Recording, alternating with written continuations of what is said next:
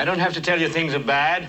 Everybody knows things are bad. Revisiting the Rand Corporation study. $50 trillion stolen. Wow, who's the sucker who got jacked for 50 trill? You. That's right, you. I want you to get mad. That's the twist in the never-ending M. Night Shyamalan movie that is America. It's you and me. Us, Americans. We the people, taken for an unbelievable cornholing. We're victims of probably the biggest scam in human history. If the 1% were a teenager working the register at our little soda stand, they'd be guilty of slipping a $50 trillion bill out of the till when we weren't looking.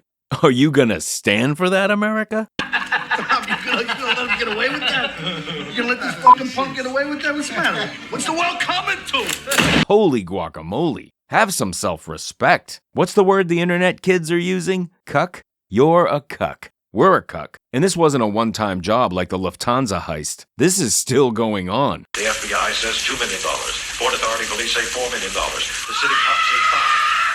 Here's a fun fact. While researching this video to revisit the 2018 Rand Corporation study that $50 trillion has been stolen from the American people by the 1% over the last 40 years, a study featured in Time magazine, so you got no excuse for not knowing about it, while doing research for this, I came across an updated version of the study.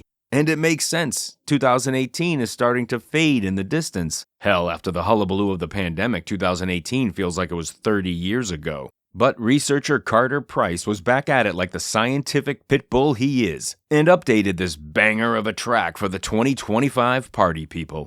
Kids don't party anymore, do they? Do people still party?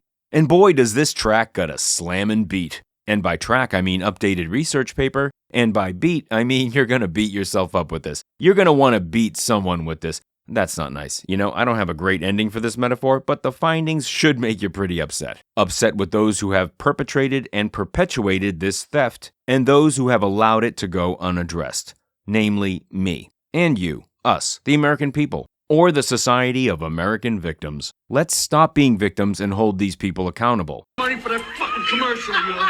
Fucking commercial. You don't got my money. You don't got my fucking money. Accountable for what, you might ask? For stealing over $80 trillion from us over the last 50 years. Gadzooks. The wealthy must be thinking, what suckers the Americans are. Are they ever gonna grow a backbone and do something about this? Well, are we? We know things are bad, worse than bad. They're crazy. It's like everything everywhere is going crazy, so we don't go out anymore. We sit in the house, and slowly the world we're living in is getting smaller, and all we say is, please, at least leave us alone in our living rooms. Let me have my toaster and my TV and my steel-belted radios, and I won't say anything. Just leave us alone. Well, I'm not going to leave you alone. I want you to get mad. One thing we should do is push for a UBI, Universal Basic Income. I was always a bit skeptical of this idea since I first heard Andrew Yang talk about it in 2020. But his full case is compelling, especially how automation and AI are coming for a lot of jobs. See the CPG Grey video, Humans Need Not Apply. But I think this legislation needs revisiting in the light of this Rand Corporation study. We've been stolen from for almost all of our adult lives, and really, for many Americans, their entire working lives. Kicking back a UBI to the American people is the least the wealthy could do. Of course, they'd rather we live in economic precarity, so they ain't gonna make the politicians enact it. We are going to have to make them do it. Organize and show up to mass protests. Flood your elected official's office with phone calls demanding these things.